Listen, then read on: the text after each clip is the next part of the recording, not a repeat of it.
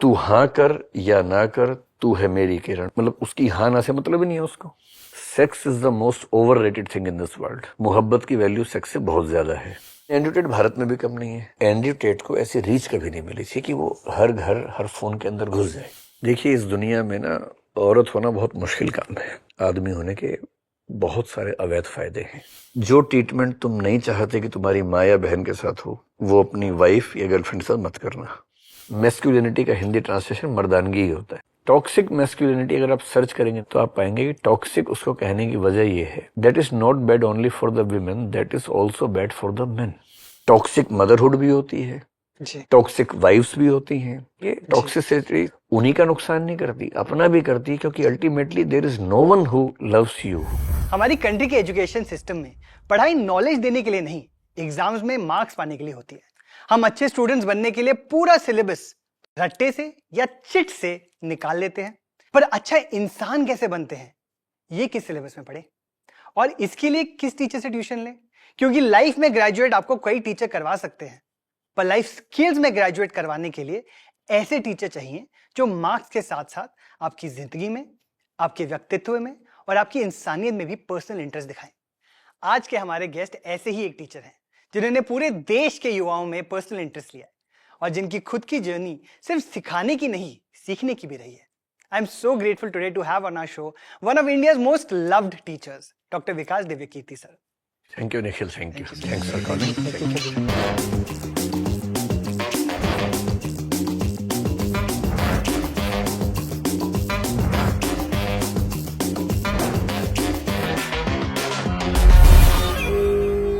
So welcome to Be a Mania Season 2 presented by the Man Company. मैं इतना excited हूँ आपसे बात करने के लिए। आपको मैं लास्ट ईयर मिला था मिशिगन में, जब प्रोफेसर जॉयजीत ने हमको बुलाया था वहाँ पे, एंड तब से मैंने आपके इतने वीडियोस डिस्कवर किए हैं, आपकी इतना जीवन डिस्कवर किया है। 12th फेल में आपने अपना एक्टिंग डेब्यू भी किया था, वो भी देखा, एंड तब से मेरा ये था कि अब मेरे को आपको अपने शो पे अगले सीजन में लाना है। So I am so grateful that this moment is finally. Thank you, आपने बुलाया, बहुत शुक्रिया। वहां तो हमारी मुलाकात बहुत ब्रीफ थी मिशिगन में, but I could see A shine in your eyes, और मुझे उम्मीद थी कि कभी ना कभी मिलना होगा। तो जितने आप एक्साइटेड है उतना मैं भी हूँ। मेरा दिखता नहीं है, मैं थोड़ा बहुत काम टाइप का इंसान हो गया हूँ। Wisdom is visible on your face, तो वो सबसे ज्यादा आई थिंक हमें चाहिए। मतलब मैं आपको कह भी रहा था कि it is very rare for me to come across authority figures जो इतने सुलझे हों, इतने रैशनल हों और इतने कंपैशनेट हों। आज मुझे आपके साथ मैस्कुलिनिटी पे बात करनी है, एंड देयर इज बहुत चीजें बात करनी है मुझे, बट सबसे पहले हम लोग शुरू करते हैं एक सेक्शन से जिसका नाम है अनबॉक्सिंग बॉयहुड। तो एक यादों का बक्सा लाएंगे हम, और आप देखेंगे उसके अंदर से आपको जो लिखेगा आपकी लाइफ का, चाहे शुड नॉस्टैल्जिक मोमेंट दिख जाए, आप बताइए उसके बारे में। वहां से शुरू करेंगे। तो बहुत तैयारी की आपने इसका? बहुत सर, बहुत। आप प्लीज खोलिए। अच्छा, मैं खोलूं? जी आपके, दिस इज, वाह, ये तो बक्सा भी नॉस्टैल्जिक अपने आप में। हमने बचपन में ऐसे बक्से खूब देखे हैं। जी सर। ये जो फोटो है ये मेरे ख्याल से 3rd क्लास के आसपास की होगी, जब मैं स्कूल में था। और अगर मैं ठीक याद कर रहा हूँ तो इसके आसपास बहुत सारे लोग और भी थे। और ये हमारा एक फैमिली फोटो शूट हुआ था, फर्स्ट इन लाइफ। मेरी नानी आई हुई थी, मतलब मामा 3 हैं, वो तीनों थे, उनकी फैमिलीज थी, हमारी फैमिली थी। हम सब एक साथ अपने घर से थोड़ा दूर एक जगह गए, वहां फोटो शूट हुआ था। क्या ओकेजन क्या था इसका? सिर्फ ये था कि गर्मी की छुट्टियों में सब लोग हमारे घर आए हुए थे। तो उस जमाने में तो ऐसा होता था, तब एक साथ थे सब। फिर हम सब ने सोचा कि अब मैं तो क्या सोचूंगा, हम तो बच्चे थे। पेरेंट्स ने सोचा कि ऐसा मोमेंट बार बार नहीं आता, तो क्यों ना एक फोटो खिंचवाई जाए। तो एक फोटोग्राफर बुलाया गया। सब लोग कुर्सियां उठा के घर से करीब 300-400 मीटर दूर गए एक जगह जहाँ पेड़ पौधे भी थे, अच्छी बैकग्राउंड थी, वहां फिर सबने फोटो खिंचवाई। भिवानी में था? भिवानी में, हाँ। 3rd क्लास का मतलब मैं रहूंगा उस समय शायद 7 साल का, यानी कि 1983 के आसपास की बात ये होगी। नहीं सॉरी, 80 के आसपास, मैं 73 का तो हूँ, है ना।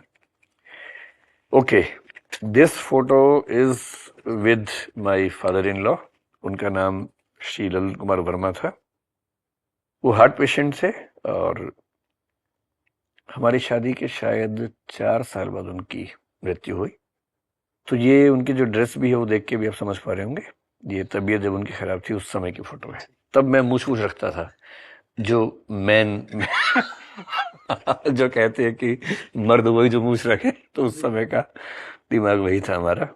मेरे पापा के पास भी, मेरे पापा भी मूछ रखते थे बड़े होते हुए, तो मैंने भी देखकर मेरी जो अर्लीस्ट मेमोरीज हैं वही है, पापा रिबन्स पहनते थे और मूछ रखते थे और बाइक थी, तो वो देखकर मुझे वो इमेज, मेरी पहली इमेज जो मैस्कुलिनिटी की थी दिमाग में, वो पापा की एक लिटरली फोटो छपी हुई मेरे दिमाग के अंदर।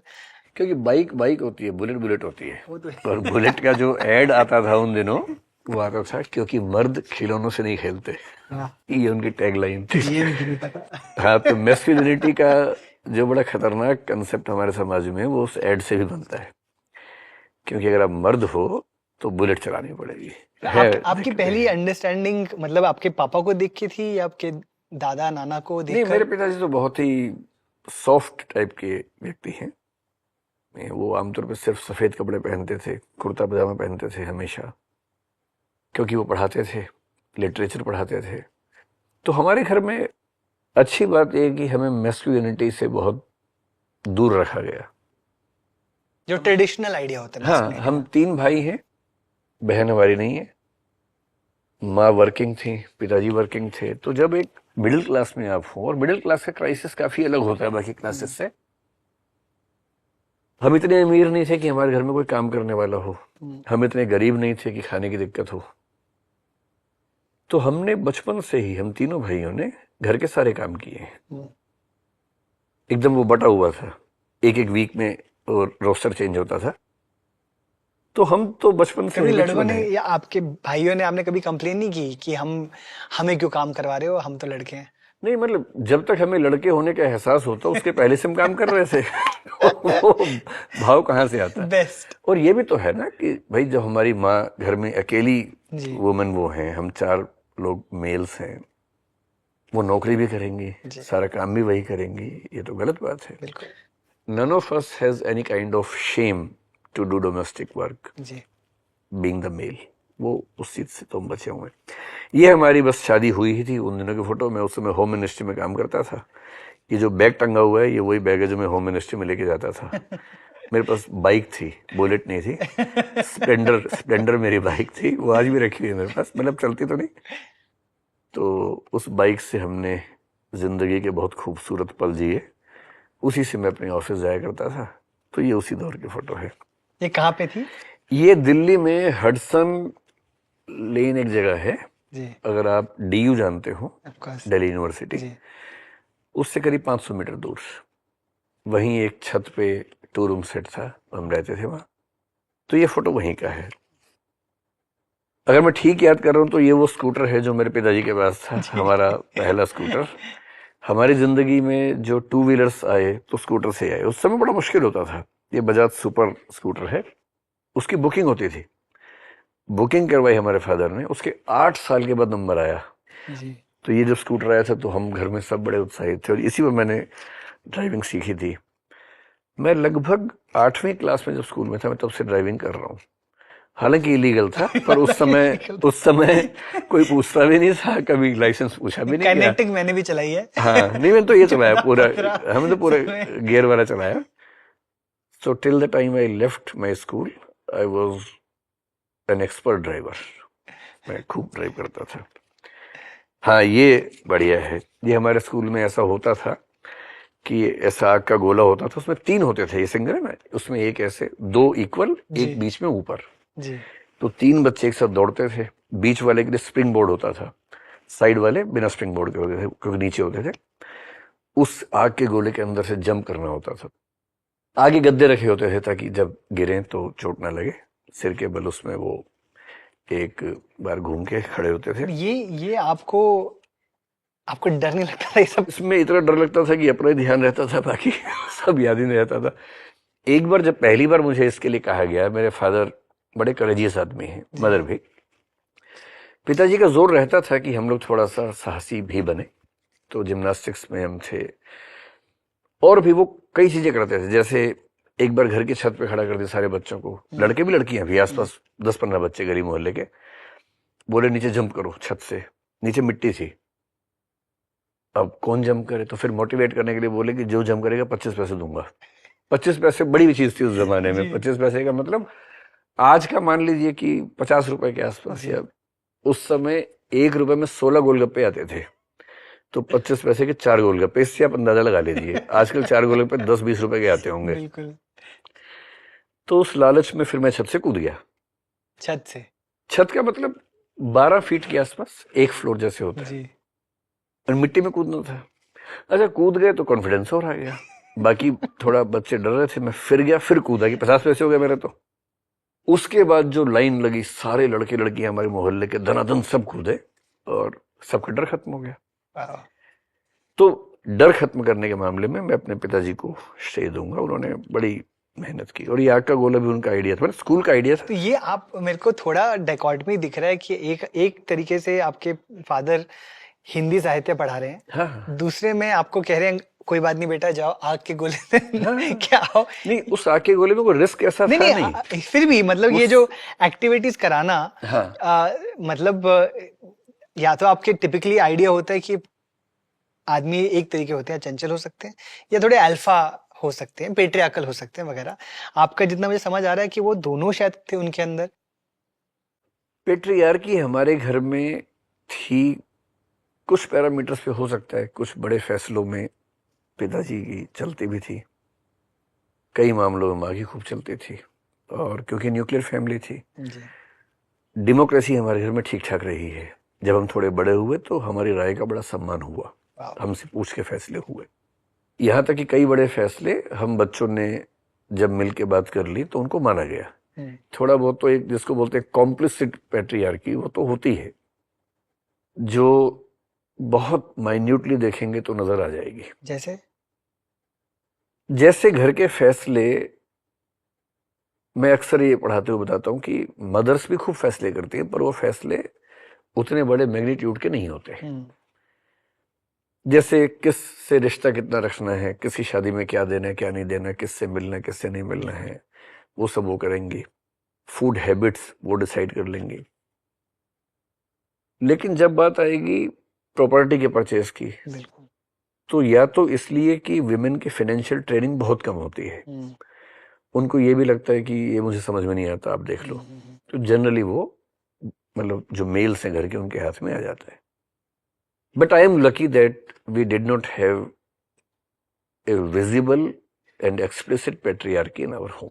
तो ये मुझे इनफैक्ट जब बचपन में होते हैं, जितना मुझे, मेरे साथ भी ऐसा हुआ है, जब बड़े हो रहे हैं और कई ऐसी चीजें होती हैं जो जब आप कर पाओ तो बड़ी अच्छी बात है, फिर हाँ। तो लगता है कि ये चलो एक्सपीरियंस हो गया, तजुर्बा हो गया। अगर आप नहीं कर पाओ तो फिर आपको कहा जाता है कि आर यू मैन इनफ, तुम अगर लड़के हो तो कैसे नहीं कर पाते। आपको कब कोई ऐसा याद है जो एक मार्कर ऑफ मैस्कुलिनिटी जैसे हो कि अगर तुम ये नहीं करोगे, सिगरेट पीना, शराब पीना, ये सब मार्कर से मुझे जो घर से वैल्यू सिस्टम मिला था वो ये था कि मुझे ये सब काम नहीं करने हैं, एकदम क्लैरिटी थी इसमें। बाकी ऊटपटांग हरकतें तो मैंने खूब की, ये कभी नहीं की। तो जब मैं 9वीं-10वीं क्लास में था, मेरे क्लास के कुछ फ्रेंड्स स्मोकिंग करते थे, ड्रिंक भी करते थे, तो ऐसा कई बार इंसिस्ट किया हमारे दोस्तों ने कि मर्द हो तो सिगरेट पी के दिखाओ, मर्द हो तो दारू पी के दिखाओ। थोड़ा सा दबाव तो फील होता था, लेकिन मेरे पास एक लाइन ऑफ थॉट बड़ी क्लियर थी कि मैं दारू पीने के बाद मर्द नहीं होता हूँ, वैसे ही मर्द रहता हूँ। तुम मर्द बनते हो दारू पीने के बाद, हम वैसे ही मर्द हैं भाई, हमें दवाई की जरूरत ही नहीं मर्द बनने के लिए। तो मैं सिगरेट पी के क्यों मर्द साबित करूं, भाई हम तो मर्द हैं। शानदार जवाब है। तो उसके बाद मुझे किसी ने कहा नहीं। फिर मैं जब मेरे दिल्ली में हॉस्टल में आया, वहां हर फ्राइडे का नियम था, हॉस्टल के दोस्त शराब लाते थे, सब लोग पीते थे। उन्होंने 1-2 बार मुझे कहा, मैंने जब कहा कि मैं नहीं पीऊंगा तो उसके बाद बात खत्म हो गई। फिर दबाव पड़ना, एक बार की बात होती है, कोई दबाव डालेगा आपके ऊपर। हमें क्लैरिटी थी कि ड्रग्स में नहीं जाने, चाहे कुछ भी हो। ड्रग्स हमारे समय में बड़ी प्रॉब्लम थी भी नहीं वैसे, बट ये नॉन नेगोशिएबल था। तो मेरे ख्याल से 40 की उम्र तक मैंने इनमें से, यहां तक कि चाय भी शायद मैंने 30 की उम्र तक नहीं पी थी, इसके बाद मैंने चाय पीनी शुरू की। 40 की उम्र तक मैंने इनमें से भी कुछ नहीं किया। उसके बाद 1-2 बार केवल इसलिए कि मरूं तो भगवान ये ना पूछे, कुछ भी नहीं किया, पैदा ही क्यों हुए थे। तो एक बार टेस्ट करने के लिए 1-2 बार किया, लेकिन मुझे कोई बहुत अपीलिंग लगा नहीं इनमें से कुछ भी। मतलब मुझे टाइम की और पैसे की वेस्टेज लगती है। मुझे सर, मैंने भी आज तक कभी ना सिगरेट पिए ना जनरल दारू पिए, पर मुझे मेरा भी आपने जैसे वैल्यू सिस्टम बोला, एक मेरा भी मदर से ही आया है, और मुझे यही था कि I don't want to ever let my mother down. हमेशा मेरे दिमाग में ये पीछे चलता रहता था कि इतने प्यार, बिकॉज मेरी मदर तो होम मेकर है, होम मेकर रही हैं, एंड उनको एंड आई वुड सी कितने मुश्किल से, मैं और मेरा छोटा भाई थे, उनको कितनी मुश्किल से हमको उन्होंने बड़ा किया, इंसान बनाया, जो आज बने हैं उन्हीं की वजह से बने। And after seeing everything that she would do for us, ये तो मैं मान ही सकता हूँ, मतलब मैं इतना एक्सप्लिसिट होकर ये बात नहीं बोल पाऊंगा, पर वो सटल तरीके से वैल्यूज ऐसी हमारे घर में बन चुकी थी कि मेरे ख्याल से हम तीनों भाइयों ने इससे बड़ा ध्यान रखा। तो मैं उस पर बड़ी भूमिका आना चाहता हूँ। ये आपने भारत और पाकिस्तान का नक्शा, और ये जो अनडिवाइडेड पंजाब है जी, इसकी मेमोरी तो ऐसी खास नहीं है, पर मेरी बड़ी इच्छा है वहाँ जाने की। वजह यह है कि जब भारत आज़ाद हुआ तो उस समय मेरे दादाजी और नाना जी, दादी जी, नानी जी, वो सब बॉर्डर के उस हिस्से में रहते थे जो पाकिस्तान हो गया।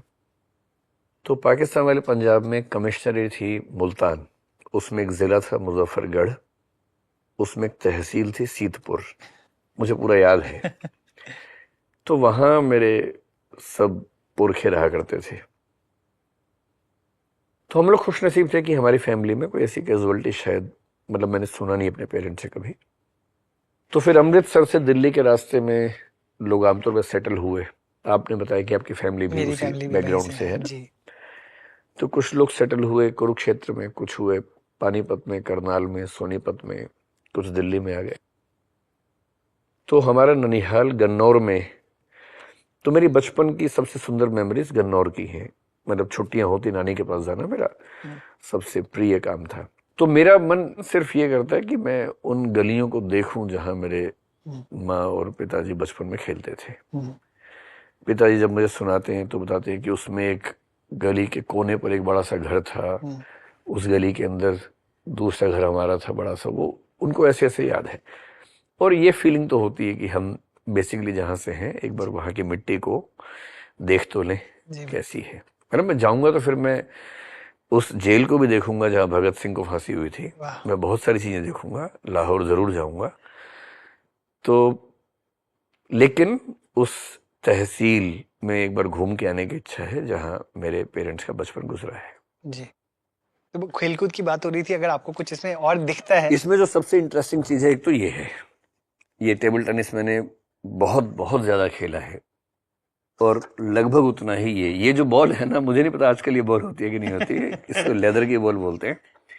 तो जब हम बड़े हो रहे थे पहले कॉर्क की बॉल आती थी, आपको शायद पता होगा। बिल्कुल। और मतलब अगर आप अच्छी बॉल से खेलें और ठीक से खेलें, तेज शॉट्स मारें, तो 2-3 घंटे में क्रैक हो जाती थी। अच्छा, हम सबकी पॉकेट मनी उस समय 25 पैसे हुआ करती थी। ये 22 रुपए की बॉल, आप समझ सकते हैं कितनी बड़ी चीज है। तो हमारे गली मोहल्ले में जो रूल था, टीम्स थी, हमारी गली की टीम थी, मैं उसका कैप्टन भी रहा हूं। मैं क्रिकेट ठीक खेल लेता था, बॉलिंग भी बैटिंग भी। तो नियम यह था कि एक बॉल खरीदी जाएगी, दोनों टीम मिलकर खरीदेंगे। 11 लोग ये 11 लोग ये, 22 लोग हैं, 1-1 रुपये सब देंगे। 22 रुपए की बॉल आएगी, उससे मैच खेलेंगे, जो जीतेगा बॉल उसकी, उस टीम की। तो हमने ये, हमारे लिए वो जीतने हारने का मामला हुआ करता था। तो भिवानी के अंदर पता है स्पोर्ट्स तो ऑब्वियसली हरियाणा के अंदर आप काफी उस समय उतना नहीं था भिवानी में, लेकिन हाँ हमारे टाइम पे एक स्टेडियम वहां बन गया था, भीम स्टेडियम, और वो एक्टिविटीज शुरू हो रही थी उस समय। अब तो वो बॉक्सिंग का मतलब इंडिया का नंबर 1 शहर है।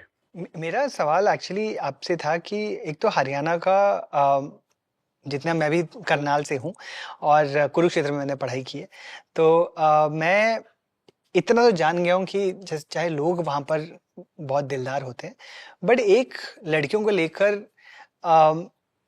एटलीस्ट एक जमाने तक तो रहा है काफी पेट्रियार्कल आइडिया। हाँ। लड़कियों को लेकर हरियाणा के अंदर फीमेल फिटिसाइड रेट्स कितना बड़ा था एक जमाने में, सबसे ज्यादा है। ऑफ कोर्स अब तो women sports people also coming from Haryana, तो काफी चेंज, बदलाव तो आए हैं, पर एक पेट्रियार्कल माइंडसेट था एक तो सबसे पहले I would love to know, जब आप उस समय जब बड़े हो रहे थे आसपास आप देखते थे ये इनइक्वालिटी, आपको अंडरस्टैंडिंग थी इस इनइक्वालिटी की? हमारे आसपास जो फैमिलीज थी, मुझे ध्यान है कि उनमें से कुछ फैमिलीज में जहाँ भाई और बहन दोनों थे, कहीं कहीं ट्रीटमेंट अलग था। जैसे भाई का जन्मदिन है तो बहुत बड़े लेवल पर सेलिब्रेट होगा, बहन का तो शायद नहीं होगा। भाई के पास एक मोटरसाइकिल है या साइकिल है, बहनों के पास वो चीज़ नहीं होगी।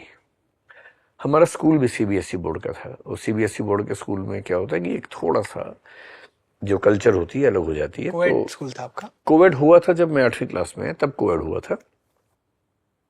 पर हाँ, ये एहसास बड़ा इम्पोर्टेंट था उस समय कि हम एक ऐसी क्लास में पढ़ते हैं जहाँ लड़के लड़कियां साथ साथ पढ़ते हैं। बातचीत ज्यादा नहीं होती थी, लड़कियों की दुनिया अलग थी, लड़कों की अलग दुनिया थी। लड़के लड़कियों के बारे में बात करते थे, लड़कियां लड़कों के बारे में बात करती होंगी, मेरा अनुमान है।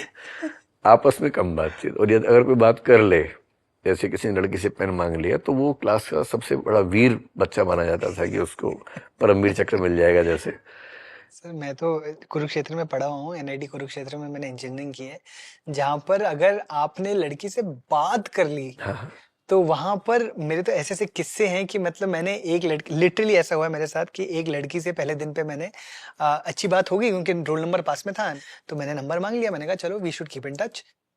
एंड उस दिन रात को मेरे कमरे के अंदर ऐसे 10-15 हरियाणवी लड़के आ गए और उनका क्वेश्चन ये था, सवाल ये था कि तेरी हिम्मत कैसे हुई?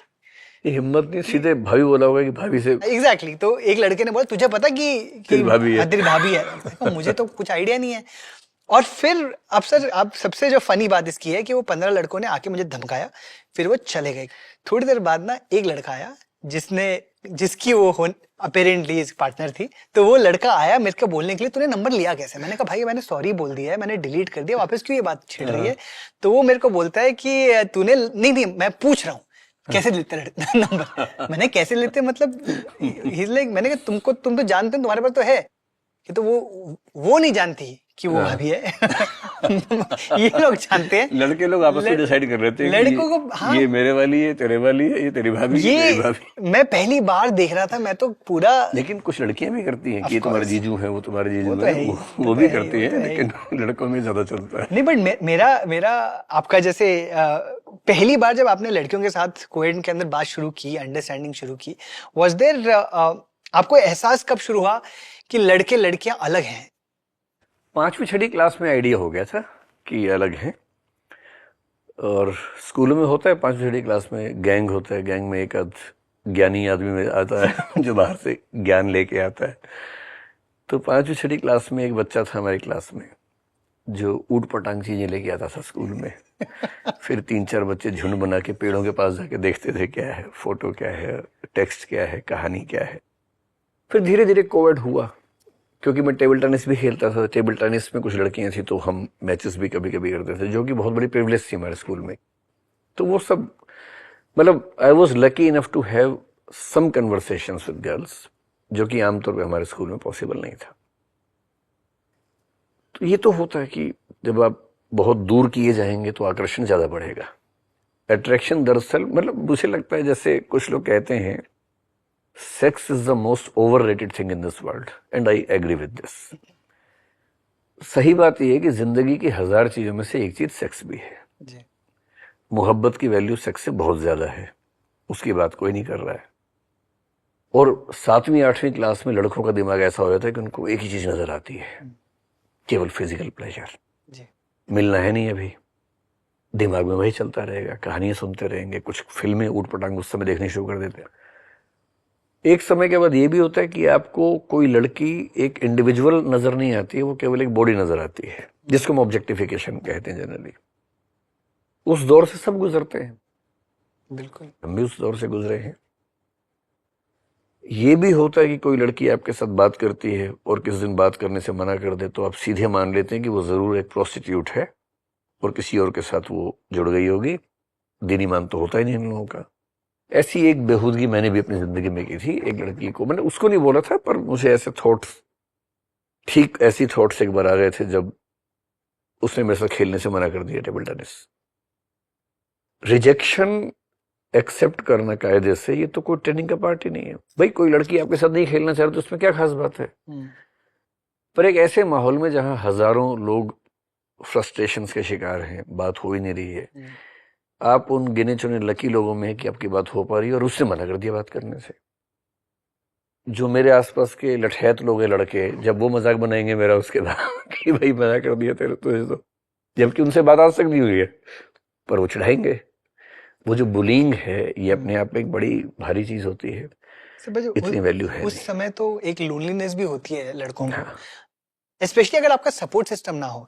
आपका कोई था आप जिससे आप बात कर पाते थे इसके बारे में?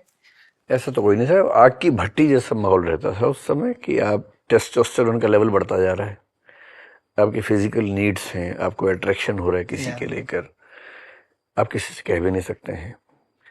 बात कर ली तो मजाक बनेगा, नहीं की तो एक झुंड में आप हैं, वो झुंड में सब शिकारी चल रहे हैं दरअसल। वो किसी लड़की को देख रहे हैं तो उसके बारे में ऐसी ऐसी बातें कर रहे हैं जो वो सुन ले तो बेचारी मतलब परेशानी हो जाए। जब आप उनको इतना दूर रखेंगे नेचर से तो फिर तो ऐसी बातें होंगी ही। मेरा ख्याल है कि एजुकेशन सिस्टम में बहुत जरूरी है कि कोएड, और कोएड ऐसा नहीं कि केवल एक स्कूल में पढ़ते हैं जिसमें बातचीत हो। बिल्कुल। देखिए सिंपल सी बात है, अट्रैक्शन तभी तक है जब तक कुछ नया है आपके लिए। मैं जब स्कूल टाइम पर दिल्ली में पहली बार आया था, पहली बार देखा कि लड़कियां जीन्स भी पहनती हैं। हमारे शहर में तो ऐसा नहीं होता था, पर जब 10 दिन आप कॉलेज में रह लिए और आप देखने के आसपास 50 लड़कियां सब जीन्स पहनती हैं, 10 दिन के बाद आपको कुछ अजीब सा नहीं लगता उसमें। और मेरा ख्याल है कि ओपननेस अगर हो समाज में, इंटरेक्शंस हो, बातचीत सहज हो, और हमारी नई जनरेशन इस मामले में बेहतर है। मैं आपसे इसलिए पूछ रहा हूँ कि आपके जितना भी मैंने अगेन देखा है कि एक ज़माने में कॉलेज जाकर आपने सोशियोलॉजी पढ़ी, आपने जेंडर स्टडीज़ पढ़ी, तब जाके शायद आपकी थिंकिंग भी शायद इसमें एक्सपैंड हुई। बट उससे पहले वाज देयर अ पीरियड जहाँ पर आप भी मतलब आपने अपने रिजेक्शन को कैसे डील किया इन अ हेल्दी वे, जब आपको उस समय शायद अंडरस्टैंडिंग नहीं थी, नॉर्मलाइजेशन नहीं था? या मैंने फॉर्मली मैंने जिंदगी में एक ही बार प्रपोजल दिया, वो रिजेक्ट हुआ नहीं, so I don't have a history of rejection. Sure. तो जब मैं कॉलेज में रहा, कॉलेज में मैं I was a popular student, तो लोग मुझे जानते थे। जैसे कॉलेज में अगर 2000 बच्चे पढ़ रहे हैं तो 2 के 2000 या कम से कम 1800 लोग जानते थे पर्सनली, क्योंकि मैं पॉलिटिक्स में भी काफी एक्टिव था। तो वहां हमारा गैंग बना हुआ था, उसमें लड़कियां भी थी लड़के भी थे, तो हम काफी कंफर्टेबल थे। रोज रेस्टोरेंट में जाके बैठना, कुछ खाना पीना, डिबेट्स में जाना, वहां मैं काफी कंफर्टेबल हो गया था। लेकिन हाँ, कॉलेज के टाइम तक भी कहीं कहीं वो जिसको मिसोजिनी कहते हैं वो खत्म तो नहीं हुई थी, मैं ये कहूंगा, दिमाग में कहीं ना कहीं रहता था। फिर जब मैंने यूपीएससी की तैयारी करनी शुरू की पहली बार, तो सोशियोलॉजी सब्जेक्ट रखा। उस सब्जेक्ट ने मतलब यूपीएससी की प्रिपरेशन मेरे लिए टर्निंग पॉइंट था। मैंने उसमें 3 सब्जेक्ट्स डिटेल में पढ़े, सोशियोलॉजी, फिलोसफी और literature.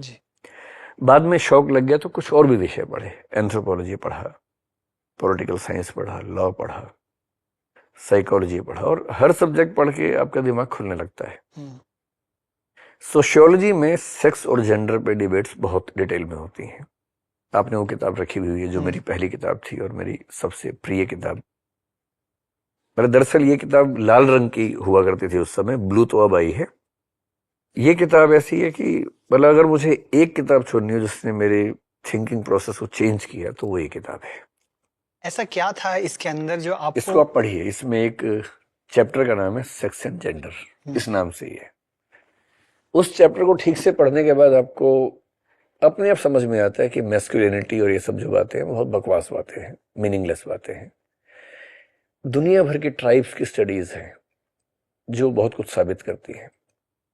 So how much of our behaviour is natural and how much is cultural, ये कैसे डिसाइड होता है? प्रिमिटिव ट्राइब्स को देखें, ऐसी ट्राइब्स जो आज तक शहरों के टच में नहीं आई है, एकदम प्रिमिटिव है, उनके सिस्टम्स कैसे काम कर रहे हैं। एंथ्रोपोलॉजी बेस करती है अपनी स्टडीज को ट्राइब्स पे। भारत की बात करो, मध्य प्रदेश में जो ट्राइब्स हैं, एक बैगा ट्राइब है, गोंड ट्राइब है, उनकी कस्टम है, गोटुल नाम की कस्टम है, और गोटुल एक सोसाइटी भी है, कुछ दिन पहले उसके लोग मुझे मिलने आए थे। गोटुल क्या होता है पता है? उस ट्राइब के लड़के और लड़कियां आपस में वहां मिलते हैं, स्कूल जैसा एक कॉन्सेप्ट है उनका, तो टीचर नहीं होता, आपस में मिलते हैं, यंग यूथ, वो लड़के लड़कियां मिलके एक्सप्लोर करते हैं कि हम में से कौन आपस में शादी कर सकते हैं। दे डेट ईच अदर, और उस डेटिंग के बाद वो डिसाइड करते हैं कौन शादी करेगा, कोर्टशिप जिसको हम बोलते हैं। हम कहते हैं कि टिंडर हमारे जमाने में, हम बड़े कमाल के लोग हैं, टिंडर के पापा वहां पर बैठे हुए हैं और सोसाइटी में एक्सेप्टेड है। बड़े बूढ़े बच्चों को भेजते हैं कि जाओ बेटा होटल में जाओ, लड़के लड़कियां वहां जाते हैं, साथ में समय गुजारते हैं, फिर डिसाइड करते हैं शादी करनी कि नहीं करनी है।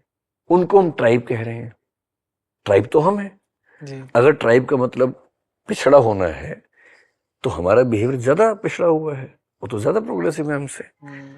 So anthropology gives us insights about how basically men and women should behave.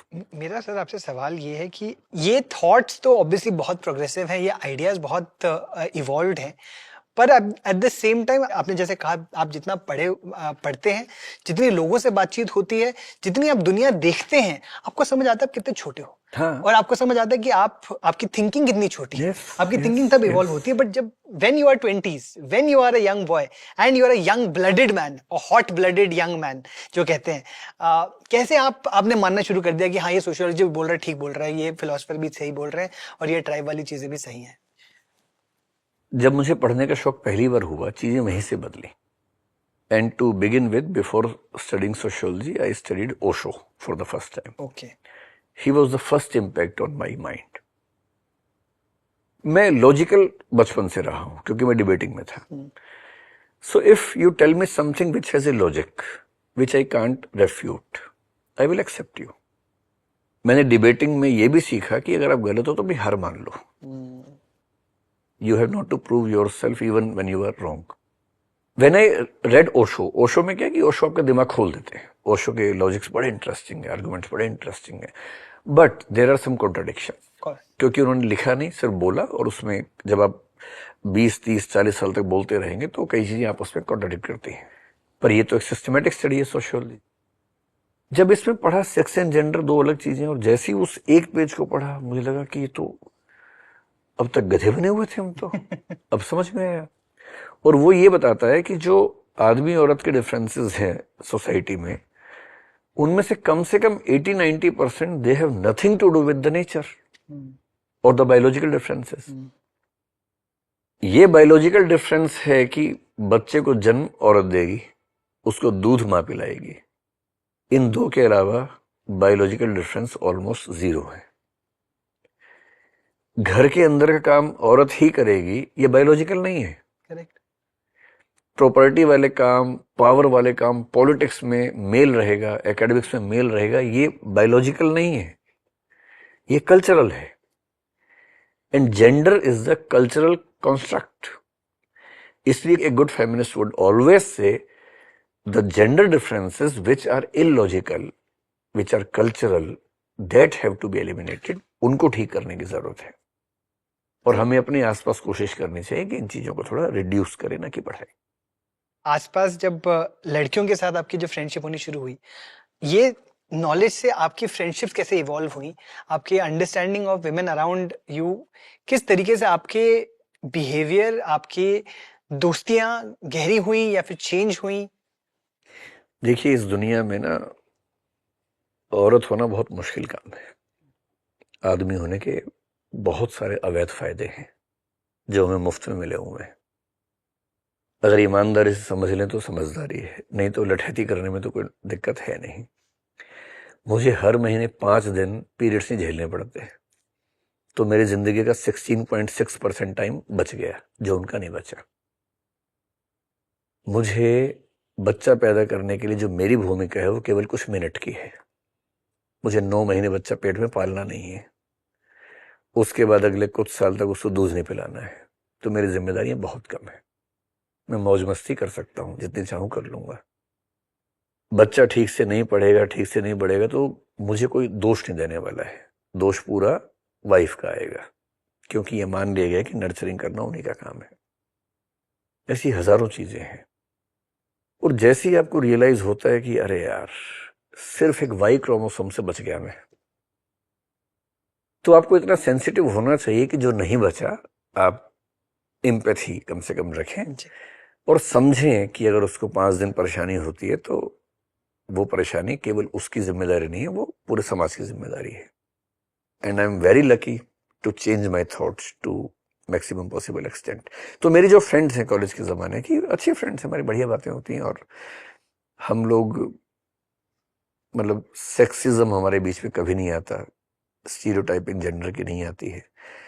हम लोग अभी बैठते हैं कॉलेज के दोस्त, खुल के बोलते हैं अपनी बात, और उस समय पता है कि कोई जजमेंटल वहां पर नहीं होने वाला है, खुल के अपनी बात करते हैं।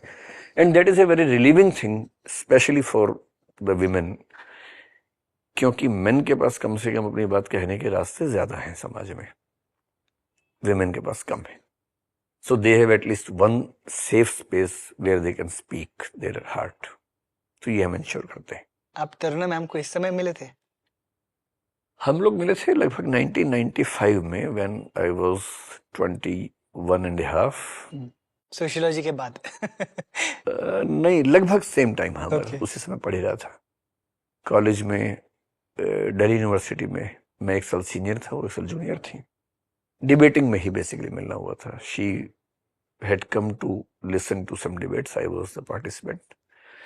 फिर हमारी बातचीत होनी शुरू हुई, कुछ संयोग भी उसमें रहे मिलने में। फिर हम लोगों ने 97 में शादी कर ली थी, वेरी अर्ली। मैं उस समय 23 साढ़े 23 साल का था। आपको इतनी जल्दी कैसे यकीन हो गया था कि this is the woman for me? इतना तो हम सोचते भी नहीं थे उस समय। आजकल की जनरेशन बहुत सोचती है, क्योंकि इनके पास ऑप्शंस बहुत होते हैं। हमें तो कभी दिमाग में सब आता ही नहीं था। बात हुई, ठीक लगा तो हो गया, इतना क्या सोचना है। ओवर थिंकिंग भी तो प्रॉब्लम है अपने आप में। तो ठीक है, शादी कर ली। आपके रोल अपने रिलेशनशिप में हमेशा से इक्वल थे, या फिर आपने भी कुछ सीखने की कोशिश की जब वो आपकी लाइफ में आई हैं? मतलब हमारे घर में मेरा ख्याल है कि उनकी ज्यादा चलती है मुझसे ज्यादा, पर ये तो सबका ख्याल होता है शायद। पर मैं काफी हद तक ऑब्जेक्टिव हूं, तो अगर उन्होंने कोई फैसला कर लिया तो जनरली वो सब मानते हैं। लेकिन हाँ, कुछ मामलों में फिर मेरी बात ज्यादा सुनी जाती है। तो डिवीजन ऑफ लेबर मेरे ख्याल से हमारा ऑलमोस्ट सिमेट्रिकल, ऑलमोस्ट इक्वल जैसा है। मतलब डोमेस्टिक स्पेस में हमें कह सकते हैं। एक मुझे काफी ये भी बहुत कूल चीज लगी कि एट दैट टाइम आपने दृष्टि आईएएस तरुण मैम के साथ फाउंड किया, which is not something that again अभी भी, मतलब फीमेल फाउंडर्स हमारी कंट्री के अंदर कितने कम है। ट्रेडिशनल अंडरस्टैंडिंग के जो मैं फाइट बैक कोशिश कर रहा हूँ, एक मेल इनसिक्योरिटी भी होती है ना, ये वर्किंग विद अ पार्टनर। आपको उन चीजों से कभी कोई स्ट्रेस नहीं था? आप you were very secure always. Ego को आपने कभी थॉटफुली ओवरकम किया है? मतलब ईगो तो आती है, इससे तो कोई नहीं बच सकता है। ईगो कभी कभी उनको भी आती होगी, कभी मुझे भी आती होगी। कई बार हमें लगता है कि हमारा सोचने का तरीका ही ऑथेंटिक है, ज्यादा ठीक है। पर मैंने एक चीज सीखी है कि पर्सपेक्टिव्स दूसरों के सुन लेने से कई बार फैसले अच्छे होते हैं। सो although she is not much into the management right now in दृष्टि, but many times whenever the crisis comes, she becomes a troubleshooter in some sense. जैसे किसी बहुत अच्छे टीचर को दृष्टि में लाना है और किसी वजह से हम नहीं मैनेज कर पाए, so maybe she will talk and that person will come. ऐसा 2-3 बार हुआ है। So फिर दूसरी बात है कि मैं ठीक ठाक एम्पैथी वाला इंसान हूं, पर उनमें मुझसे एम्पैथी बहुत ज्यादा है। हमारी कंपनी, मेरा ख्याल है कि एचआर प्रैक्टिसेस में one of the best companies है। Like we are one of few companies जहां मेंस्ट्रुअल लीव भी पेड मिलती है। यस, आई थिंक बहुत कम कंपनियां भारत में ऐसी है। आप भी करते हैं? जी। लेकिन मैं ये ईमानदारी से महसूस करता हूं कि जो लोग हमारे काम करते हैं, उनकी जितनी केयर वो करती है, मैं उतनी नहीं कर पाता हूं। फिर इसी तरह से जो जिंदगी में, मैं तो मनहूस टाइप का आदमी हूँ, बहुत ही अकेला रहना पसंद करता हूँ, बुक्स पढ़ता रहता हूँ। मतलब बहुत लाइवली उस तरह से नहीं हूँ कि मैं उछल कूद मचाता रहूँ। घर में अगर मैं अकेला हूँ तो घर और शमशान घाट एक जैसा हो जाता है, उस दिन कब्रिस्तान जैसा घर बन जाता है। उनके होने से यह है कि घर में लाइवलीनेस रहती है। वो है तो शोर शराबा, हल्ला गुल्ला, कुछ ना कुछ होता रहेगा।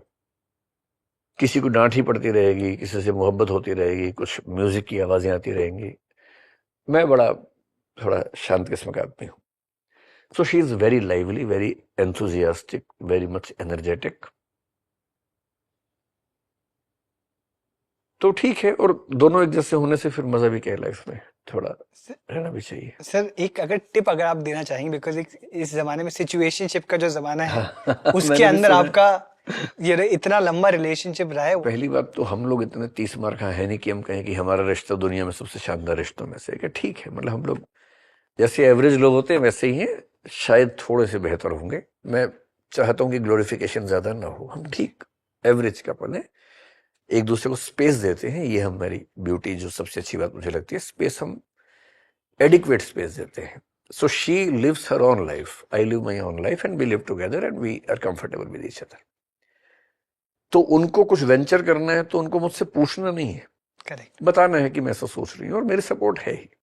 मुझे कुछ करना है, अगर मैं कल को ये भी कहूं कि मैं सब छोड़ के पॉलिटिक्स में जाना चाहता हूं, मुझे पता है कि एक सेकंड भी नहीं लगेगा वो बोलेंगे ठीक है चले जाओ. या फिल्म बनाना चाहता हूं, एक सेकंड भी नहीं लगेगा, बोलेंगे ठीक है चले जाओ.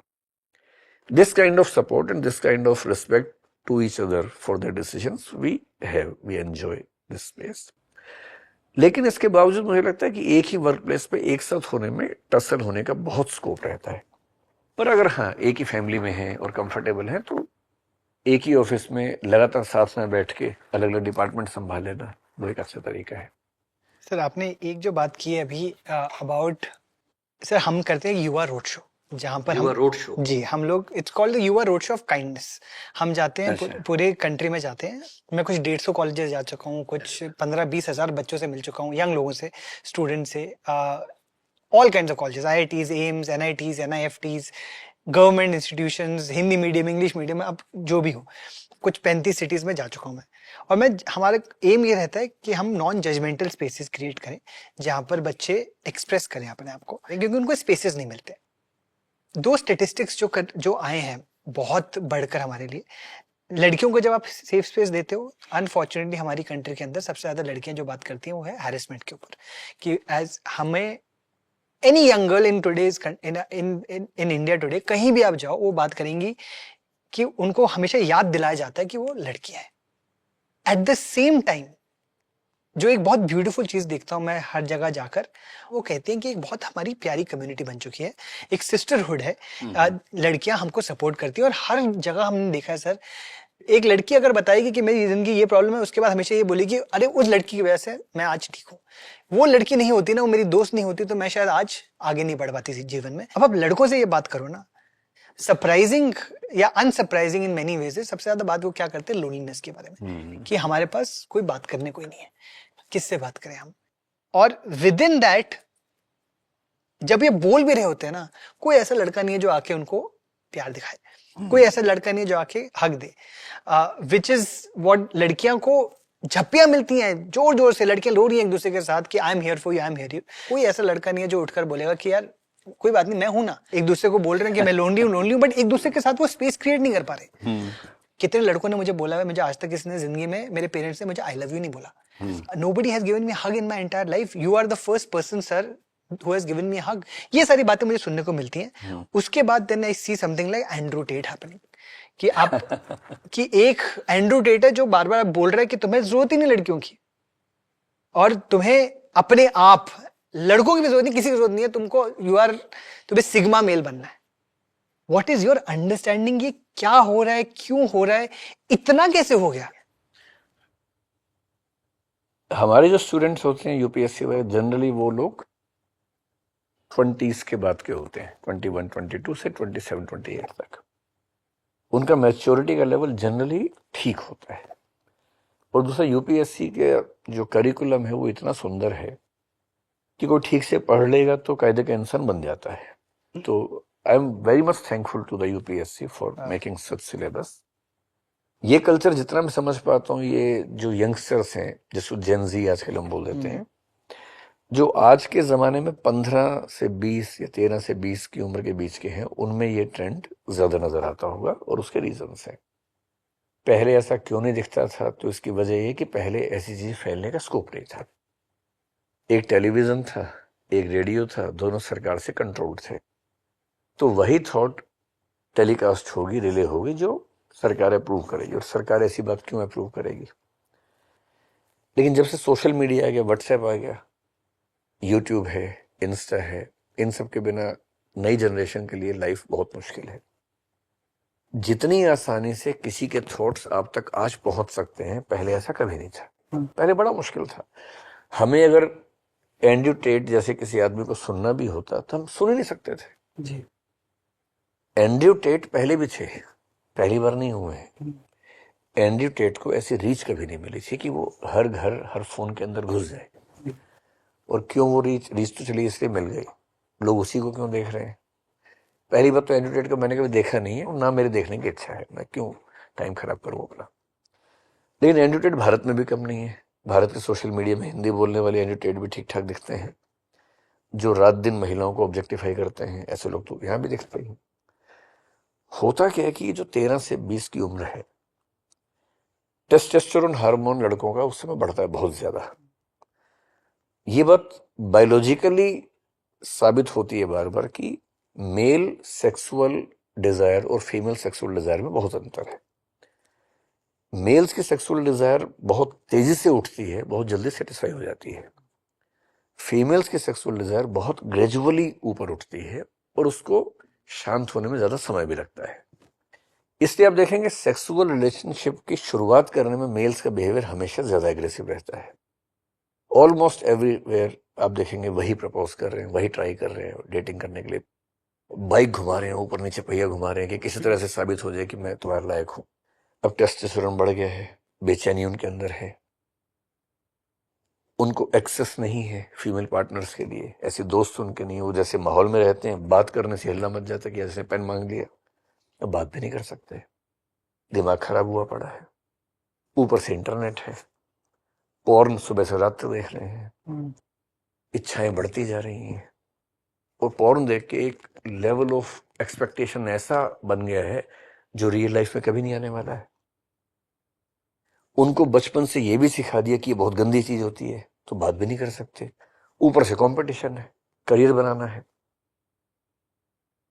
लड़के को तो बचपन से पता है कि पूरा परिवार मुझे ही पालना है, और पेरेंट्स के पूरे सपने उस पर टिके हुए हैं, और पेरेंट्स बार बार याद दिला रहे हैं कि बेटा मेरी रिटायरमेंट 10 साल में होने वाली है, तुम्हें ही कमाना है। इसलिए पढ़ाई में मैं खराब हो जाऊं, ये ऑप्शन लड़के के पास उतना नहीं है, उसको ज्यादा स्ट्रेस है। इसलिए 13 से लेके 18-19 साल का जो लड़का है, ये इस दुनिया की सबसे मुश्किल चीज है। ये बच्चे बड़े विद्रोह, हमारा बेटा उस उम्र में है, एकदम घोर विद्रोही होता है कई बार। ठीक है, हम समझ रहे हैं उसके मन में क्या चीजें चल रही हैं। एकदम अकेला है, किसी से बात नहीं कर सकता। तो ये मेल लोनलीनेस दुनिया के सबसे बड़े खतरों में है, और मेल लोनलीनेस के 2 फेजेस हैं। एक तो ये वाला है, इसमें वो बच्चे खुशनसीब है जिनका एक अच्छा गैंग है, वो बच्चे खुशनसीब है जिनके पास अपनी उम्र की एक बहन है और बहन से दोस्ती है जी। एक बहन होने से, उससे दोस्ती होने से आपकी बहुत सारी कुंठाएं इसलिए खत्म हो जाती हैं कि आपको आइडिया रहता है कि लड़की ऐसी होती है, आसपास है, उससे बात हो रही है, तो आपको पता है कि ऐसी होती है, बात भी आप कर पा रहे हैं। और दूसरा, मेल लोनलीनेस जनरली 40 के बाद जो आती है वो सबसे ज्यादा डेंजरस है। इसलिए आप देखेंगे हार्ट अटैक्स महिलाओं में कम होते हैं, पुरुषों में बहुत ज्यादा होते हैं। इसके बायोलॉजिकल फैक्टर्स भी होंगे, लेकिन इसका एक बड़ा फैक्टर लोनलीनेस भी है। महिलाओं में शेयरिंग करने की टेंडेंसी बचपन से बुढ़ापे तक हमेशा रहती है, क्योंकि वो एक्सप्रेसिव है, उन्हें संकोच नहीं है, झिझक नहीं है। कहीं डांस वांस करना हो, लड़कियां जितना आसानी से डांस करने चली जाएंगी, लड़के आमतौर पर नहीं जाएंगे, वो मनोज बन के बैठे रहते हैं। गाना गाना हो फैमिली में, लड़कियां आराम से गा देंगी, लड़के आमतौर पर नहीं गाएंगे। मतलब अपवादों को छोड़ के, एक्सेप्शन छोड़ के, जहां जहां सहज होके एक्सप्रेसिव होना है, लड़के जनरली पीछे रहते हैं, क्योंकि ट्रेनिंग वैसी हुई, थोड़ा डिस्टेंस हुआ। फिर उनको ये भी समझाया गया कि तुमको मर्द बन के रहना है, और मर्द बनने में ये होता है कि आप बहुत इमोशनली एक्सप्रेसिव नहीं हो सकते हैं। ये सब चीजें मिलके उनको घुटन से भरती हैं। और आजकल साइकोलॉजी में ये एक टॉपिक है जो पढ़ाया जाता है कि जो मिड लाइफ क्राइसिस है, 40 के बाद का जो क्राइसिस है, स्पेशली इन द मेल्स, वो अकेलेपन का, जबकि वो विमेन के मामले में आमतौर पर नहीं, क्योंकि उनमें, जिसको आपने सिस्टरहुड कहा, आपस में रिलेशनशिप बना रहता है उनके साथ, पेरेंट्स के साथ, बच्चों के साथ। जैसे बच्चे बाहर पढ़ रहे हैं तो माँ उनसे रोज बात करेगी वीडियो कॉल पे, ये आमतौर पे देखेगा, बाप का नहीं देखेगा। बाप बात भी करेगा तो क्या पूछेगा, और ठीक हो? हाँ पापा ठीक हूँ, चलो ठीक है पढ़ो, खत्म। मेरी मदर गई हुई है मेरे भाई से मिलने यूएस में। जब वो बाहर में होती है पापा के साथ, मुझे रोज जब आप रोज बात होती है तो पापा भी बीच में गेस्ट अपीयरेंस के लिए आ जाते हैं। अभी 3 हफ्ते से गए हुए हैं। मेरा पहला मैसेज पापा का आया परसों, my Netflix is not working, please fix it. हम लाइक 3 हफ्ते में मैंने कहा आपने एक बार ये नहीं पूछा तो कैसा है, ठीक है नहीं है, पहला नेटफ्लिक्स नहीं चल रहा, प्लीज फिक्स। वो रिकंडीशनिंग करने की बहुत जरूरत है।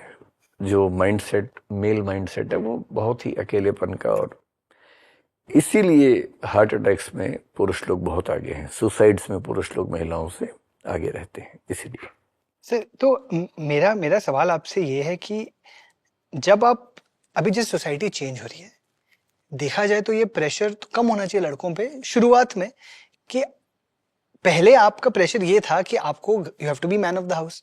अगर अभी आपकी पार्टनर अगर इक्वल रिस्पॉन्सिबिलिटी ले रही है घर के अंदर, अगर इक्वल लेबर कर रही है घर के अंदर, इक्वल पैसा भी कभी ला रही है, आपको तो खुश होना चाहिए कि मेरी रिस्पॉन्सिबिलिटी कम हो गई। And yet there is this anger about the woman कि अब मेरा रोल क्या रह गया। इनफैक्ट एक इकोनॉमिस्ट की भी एक स्टडी आई है, बहुत इंटरेस्टिंग स्टडी है, अक्रॉस मेनी नेशंस, जिन्होंने बताया कि लड़के अभी एक्चुअली, यंग लड़के ज्यादा कंजर्वेटिव हो रहे हैं, यंग लड़कियां ज्यादा लिबरल हो रही हैं। क्या आपकी समझ है इस बारे में? ये तो बहुत नॉर्मल सी बात है। तो जिसको आजादी चाहिए वो प्रोग्रेसिव होता है, किसी को आजादी मिलने से जिसकी आजादी कम हो रही है वो कंजर्वेटिव होता है। तो लड़कियां तो उस एंड पे हैं जहां कुछ भी आजादी मिलेगी तो फायदे में है, इसकी उनकी डिमांड है। तो लड़कियां क्यों, जो भी वीकर सेक्शन सोसाइटी का है, चाहे वो माइनॉरिटीज हों, चाहे वो अश्वेत जिनको हम बोलते हैं, वो चाहेंगे कि बराबरी और ज्यादा मिले और जल्दी मिले।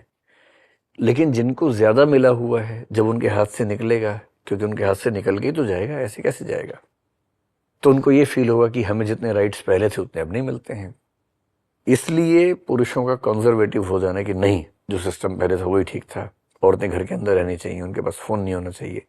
कई लोग ऐसा बोलेंगे, स्पेशली वो लोग जो ट्रेडिशनली मेल सोसाइटी के झंडा बरदार हैं, जो उनके संरक्षक हैं, पैट्रन्स हैं, वो ऐसा बोलेंगे। ये फीलिंग कई लड़कों में आजकल होती है कि लड़की हमसे आगे निकल गई, तो क्यों ना निकले आगे। और सारी लड़कियां सारे लड़कों से आगे निकल गई, ऐसा थोड़ा ना है भाई। जब तक एस्क्राइब्ड स्टेटस का मतलब हुआ कि जब तक आप जन्म से तय कर रहे हैं कि लड़की पढ़ने नहीं जाएगी, लड़का पढ़ने जाएगा, तो लड़के आगे निकल रहे थे।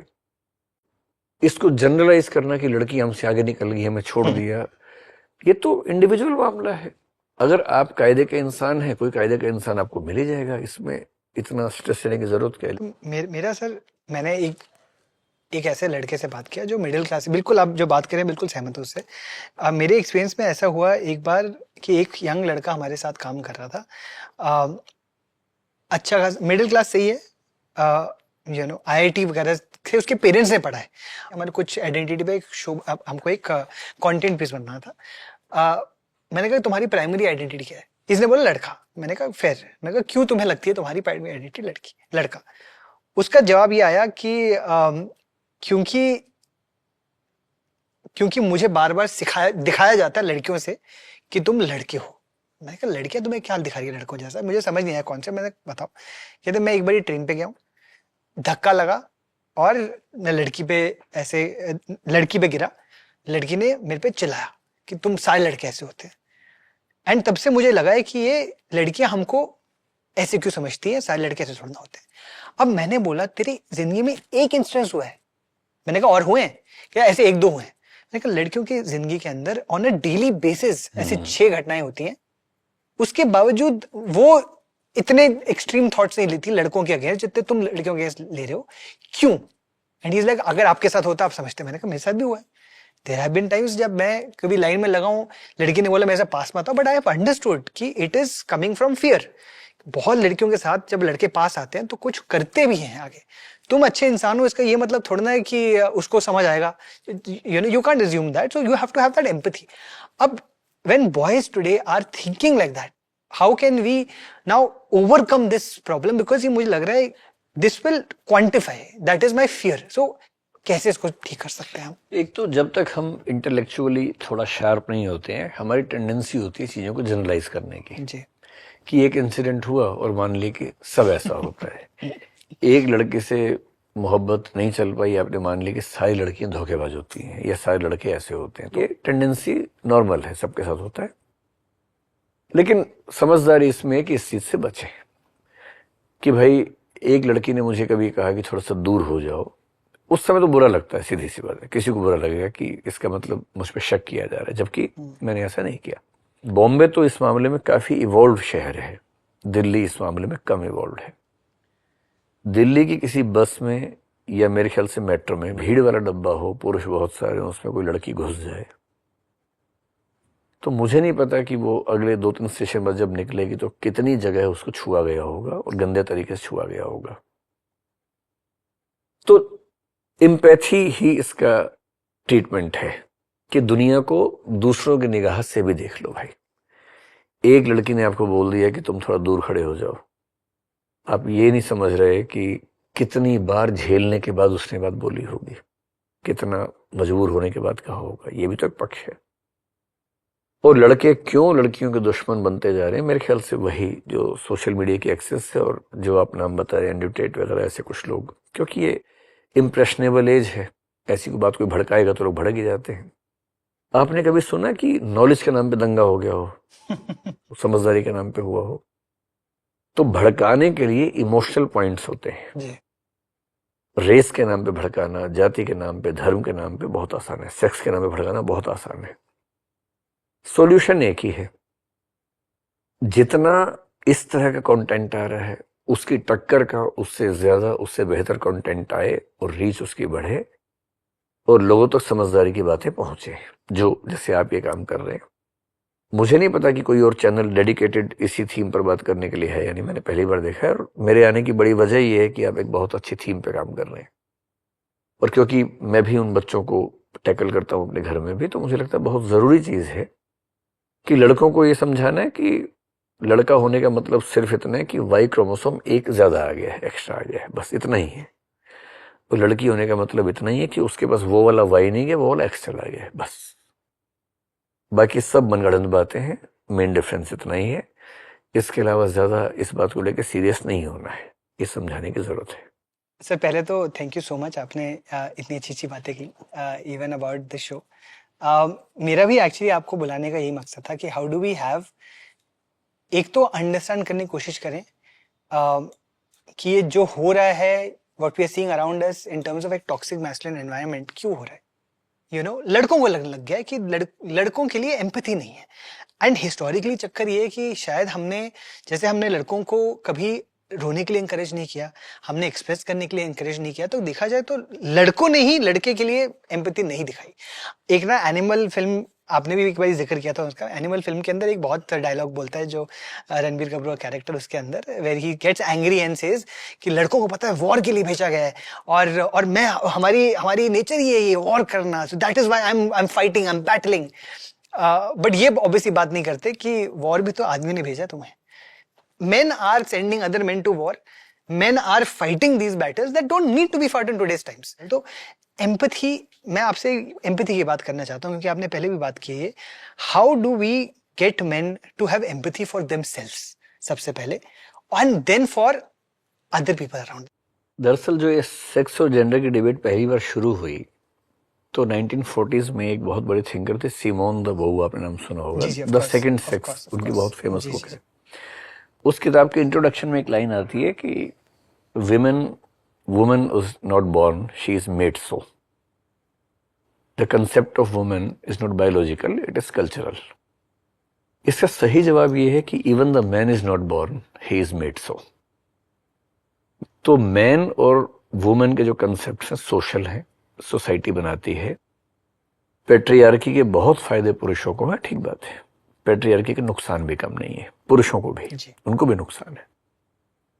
टॉक्सिक मैस्कुलिनिटी अगर आप सर्च करेंगे नेट पे तो आप पाएंगे कि टॉक्सिक उसको कहने की वजह यह है, that is not bad only for the women, that is also bad for the main. तो टॉक्सिक का मतलब यह है कि वो खुद को भी हार्म कर रहे हैं। लोग कैसे हार्म करते हैं? क्योंकि जिसको ये क्रेज है कि मैं बहुत मैस्कुलिन हूं, जैसे एनिमल फिल्म का जो कैरेक्टर है, उसको अपने अल्फा मेल होने पे बड़ा गुरूर है। अल्फा मेल अच्छा, अल्फा मेल वाला कंसेप्ट ह्यूमन सोसाइटी पे अप्लाई नहीं होता है, ये एनिमल्स पे, वुल्फ्स पे अप्लाई होता है बेसिकली।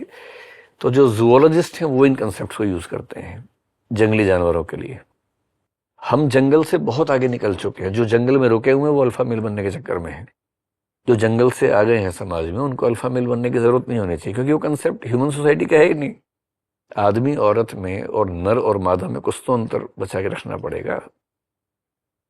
तो ये जो मैस्कुलिन होने का कॉन्सेप्ट है, इसका नुकसान क्या होता है? जैसे मैं तो एक अच्छे परिवार में था तो मुझे बहुत सिखाया नहीं गया, लेकिन मान लीजिए अगर मैं ऐसा होता, मुझे क्या सिखाया जाता? रोना बिल्कुल नहीं है। हम उस माहौल में रहे कि रोना बुरी बात मानी जाती थी, तो रोना हमने छोड़ दिया था बहुत पहले। मैं शायद पिछले बहुत सालों से नहीं रोया, केवल एक दिन जब मेरी माँ की मृत्यु हुई तब मैं करीब 1 महीना बोल नहीं पाया। मतलब मैं जैसे बोलता था मुझे रोना आता था, तो मैं फिर बोल ही नहीं पा रहा था। करीब 1 महीना मुझे लगा, which was very shocking for me. मुझे लगता था कि मैं तो इमोशनलेस आदमी हूँ, क्या फर्क पड़ेगा, किसी भी चीज से क्या फर्क पड़ेगा, मैं बहुत न्यूट्रल हूं, मैं बड़े से बड़े सुख और दुख को बहुत इजीली मतलब पचा लेता हूं, तो मुझे बहुत फर्क पड़ता नहीं है। पर जब फर्क पड़ा तो मुझे बड़ा खुशी भी हुई कि चलो अंदर एक इंसान बचा हुआ है, भी मैस्कुलिनिटी इतनी हावी नहीं हो गई है।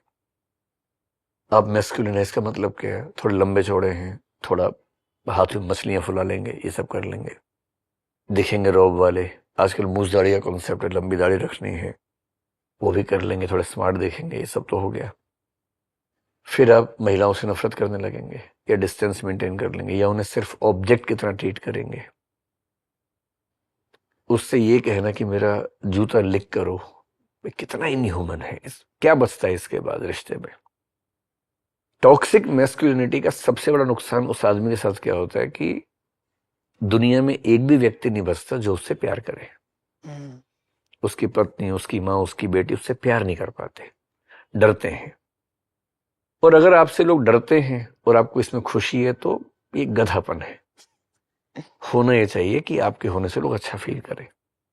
मैं अपने घर जाऊं, मेरी पत्नी को खुशी हो, न कि ये तनाव हो कि अरे यार ये आ गया अब टेंशन देगा।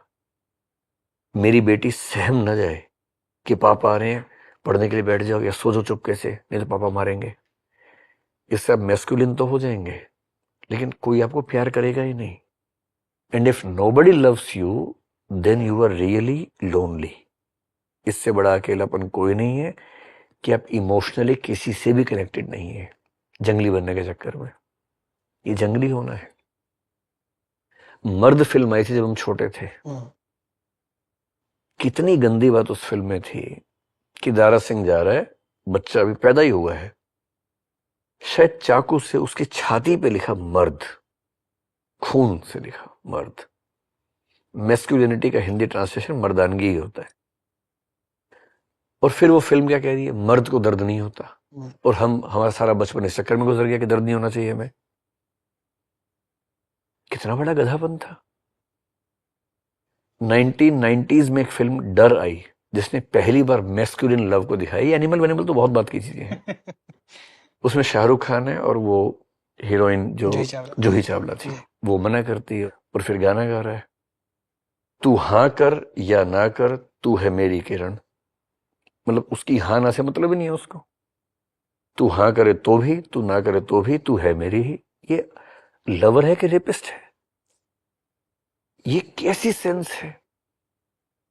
ये होती क्रूड मस्कुलिनिटी। कॉम्प्लिसिट भी होती है, जो कल्चरली बड़ी अच्छी लगती है सब लोग, क्या बात है। कभी कभी मेरे दिल में ख्याल आता है कि जैसे तुझको बनाया गया है मेरे लिए। क्या बात है यार, तुम एक ऑब्जेक्ट हो, मेरे लिए बनाई गई हो। तू अब से पहले सितारों में बस रही थी कहीं, तुझे जमीन पे बुलाया गया है मेरे लिए। मैं कौन सा लाट साहब हूं? अजीब लाट साहब भी है कि मेरे लिए आसमान से बुलाया गया तुम्हें। तुम्हारी अपनी कोई जिंदगी नहीं है, अपना कोई करियर नहीं है, अपने कोई सपने नहीं है। तुम्हें केवल ये करना है कि मेरी जिंदगी में सेंस ऑफ कॉम्प्लीशन आ जाए, तुम सिर्फ उसके लिए पैदा हुई हो। ये जो ओवर एक्सपेक्टेशंस हैं, ऐसा नहीं कि महिलाएं नहीं करती हैं, महिलाएं भी ऐसी बातें करती हैं। पुरुष भी कई बार ऑब्जेक्टिफाई होते हैं, और ऑब्जेक्टिफिकेशन ऑफ मेन भी उतनी ही बुरी बात है जितना ऑब्जेक्टिफिकेशन ऑफ विमेन है। दोनों तरफ बुरा है, पर मेजॉरिटी में आपको ये मेल वॉइसेस में दिखेगा, फीमेल वॉइसेस में कम दिखेगा। इसका मतलब ये बिल्कुल नहीं है कि फीमेल्स एकदम ठीक है हमेशा। टॉक्सिक मदरहुड भी होती है, जी टॉक्सिक वाइफ्स भी होती हैं। ये टॉक्सिसिटी उन्हीं का नुकसान नहीं करती, अपना भी करती, क्योंकि ultimately there is no one who loves you, who cares for you.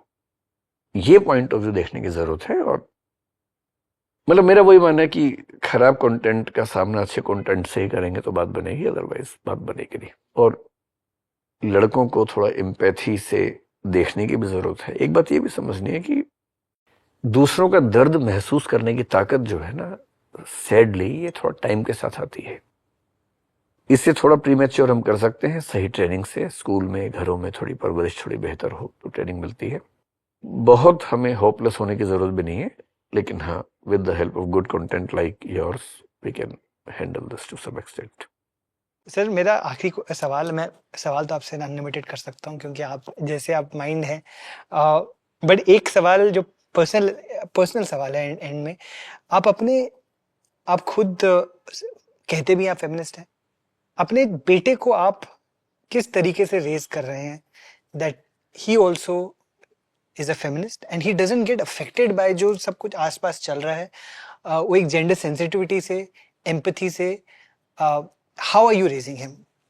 Feminist होने के दो मतलब होते हैं। एक ये है जिसमें only females are suppose to feminist, एक ब्रॉडर पर्सपेक्टिव में anyone who cares about the gender equality. बिल्कुल। So in that broad sense I think I am a feminist and everyone should be. मेरे बेटे की परवरिश में बहुत क्लियर तो मेरा कंट्रीब्यूशन इस तरह का ज्यादा नहीं रहा, सिवाय इसके कि जब जब बात होती है मैं थोड़ा समझाता जरूर हूं। इतना जरूर समझाता हूं कि अब जैसे वो जिस उम्र में है और बाहर रहता है, घर से दूर रहता है, उसकी परवरिश में कुछ दिक्कतें थी, कुछ ऐसी सिचुएशंस थी कि हमें उसको देश से बाहर भेजना पड़ा 11वीं क्लास में पढ़ने के लिए। अभी तक मैंने फील नहीं किया कि उसके अंदर मैस्कुलिनिटी वाली वो अंडरस्टैंडिंग है, पर हम लोग जब भी मिलते हैं इतना तो समझाते हैं कि मतलब मैं एक ही बात कहता हूं, जो ट्रीटमेंट तुम नहीं चाहते कि तुम्हारी माँ या बहन के साथ हो, वो अपनी वाइफ या गर्लफ्रेंड के साथ मत करना, क्योंकि जो तुम करोगे लगभग वही वापस लौट के आएगा। जी। मेरा ख्याल है कि वो ठीक रास्ते पे चलेगा। हालांकि हर बच्चे की नियति अलग होती है, किसी माया बाप को अधिकार नहीं है कि वो दावा कर सके, but I believe he will not be A misogynist. I believe that. I mean, I really hope so. I mean, आप जैसे आपने कहा है, I hope that he stays a good and productive member of society. Thank you, sir. इतनी deep, इतनी effective और इतनी thoughtful conversation के लिए। ये I think one of our most मुझे लगा ही था, होप ही थी कि सब इंटेंस तो होगा ही कॉन्वर्सेशन, बट ऑल्सो एक बहुत ही रैशनल, बहुत थॉटफुल, मीनिंगफुल कॉन्वर्सेशन रहेगी, which you have very much lived up to as I always expected.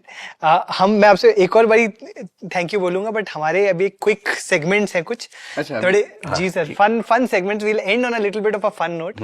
हमने एक नया सेगमेंट शुरू किया, विमेन वांट टू नो, जहां पर women have asked a question. Okay. Hello Vikas sir, कैसे हैं आप? अच्छा, so my question is, what are some stereotypes around masculinity in my field, films, and your field, education, that you would like to work towards breaking? And how can we as women sort of be more supportive of our fellow men in this context? देखिए, मैं दोनों बातों को sum up करके बताऊं, मुझे कैसे आदमी पसंद है। जी।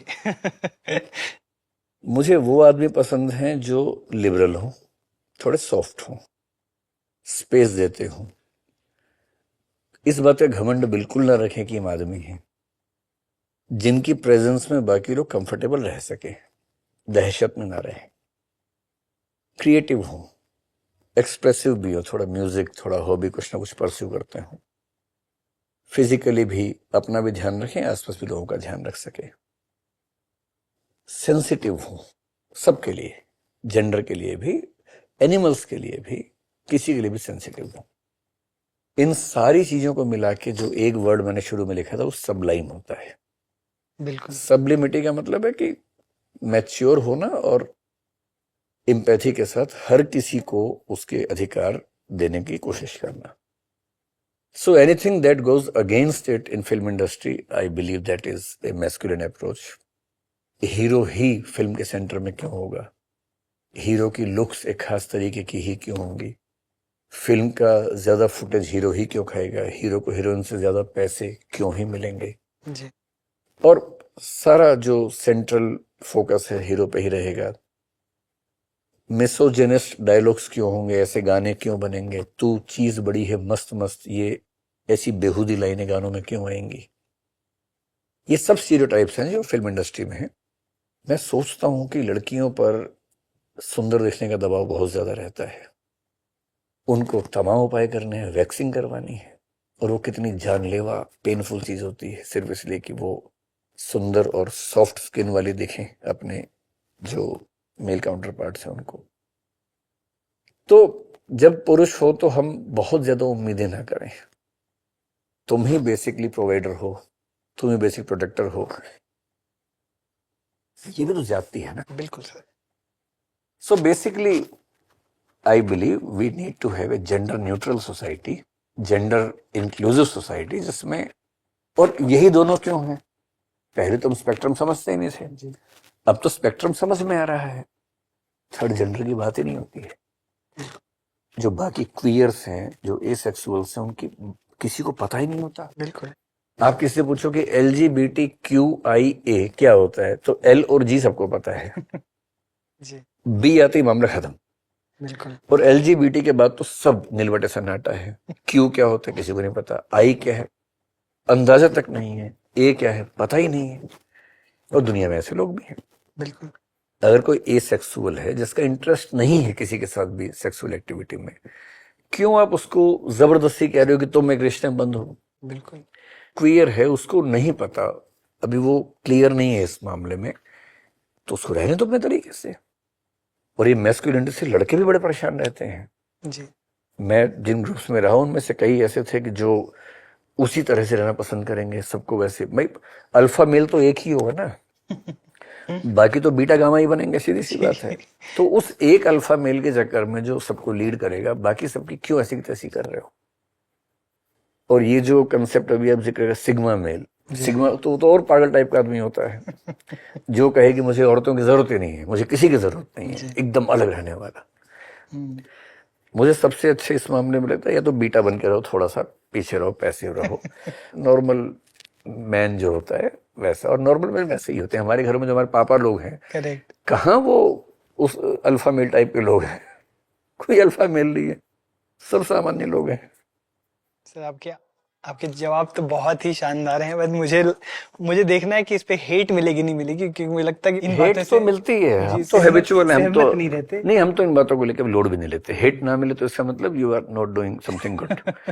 अभी सर एक्चुअली हमारा राउंड हेट की बात हो रही है, हमारा प्यार वाला राउंड है। अब इस राउंड का नाम है काइंड शाउट आउट्स। तो हम आपको कुछ एडजेक्टिव्स देंगे आदमियों के बारे में। आपको जो आदमी आपके दिमाग में आते हैं, जहन में आते हैं, जिनका नाम आ रहा है, आप बस नाम ले लीजिएगा। अगर कोई एक लाइन में एक्सप्लेनेशन देना वो भी दे दीजिए। ठीक है। A man who is a forever student, always eager to learn more. My self. मतलब और भी होंगे, मुझे ऐसे बहुत लोग मिले नहीं हैं, but I want to be defined with this definition. That's beautiful. A man whose teachings you are inspired by. कई लोग हैं, डॉक्टर अंबेडकर हैं, बुद्ध हैं, और जॉन रॉल्स एक बड़े अच्छे फिलोसफर है, मैं बहुत उनको फॉलो करता हूं। ओशो, रजनीश को कुछ पार्ट्स हटा के जी। ये 3-4 लोग दिमाग में आ रहे हैं हमें। एक आदमी जो आसानी से आईएएस हो सकते थे बट है नहीं। सुशांत सिंह राजपूत के बारे में मेरी ऐसी समझ है। I happen to listen to some of his talks and he was a brilliant boy. He was, मतलब उसकी कई चीजों पर, खगोल विज्ञान पर उसकी बड़ी गहरी समझ थी। जी। यहाँ तक कि स्पेस के इवेंट्स को देखने के लिए वो टेलीस्कोप यूज करता था। बिल्कुल। So I never happen to meet him, never happened to talk to him, but I believe had he tried, he must have become an IAS officer easily. I think that's a fantastic answer.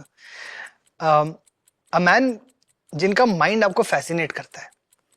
Elon Musk. Personality fascinate नहीं करती है, mind करता है। ये अच्छा जवाब दिया। That aggression I don't like, but again, some parts of the personality are intact always. No, very interesting answer.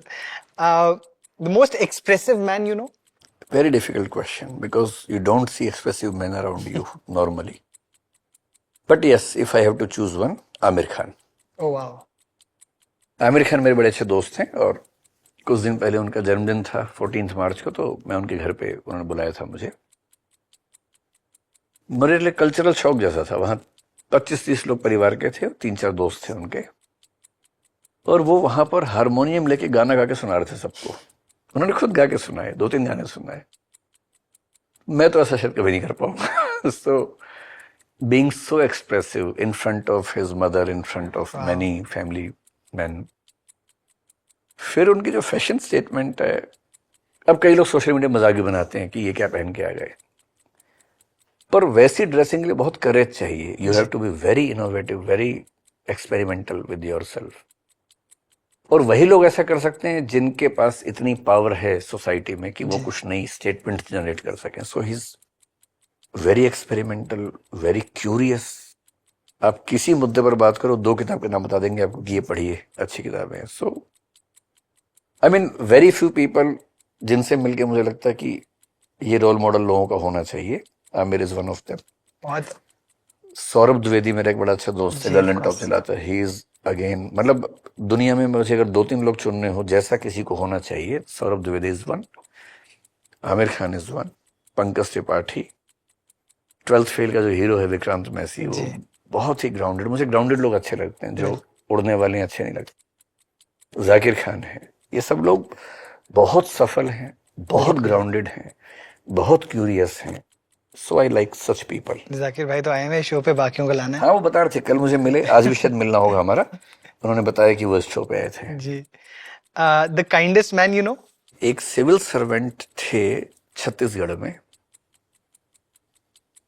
ब्रह्म दत्त शर्मा नाम था उनका, BD Sharma. He wrote the PESA act.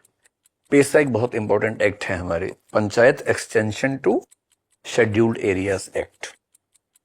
मैं जानता नहीं, मैंने सुना है कि उन्होंने ट्राइबल पॉपुलेशन के लिए जितना काम किया, ट्राइबल लोग उनको भगवान मानते थे। अ man who portrays masculinity best on screen?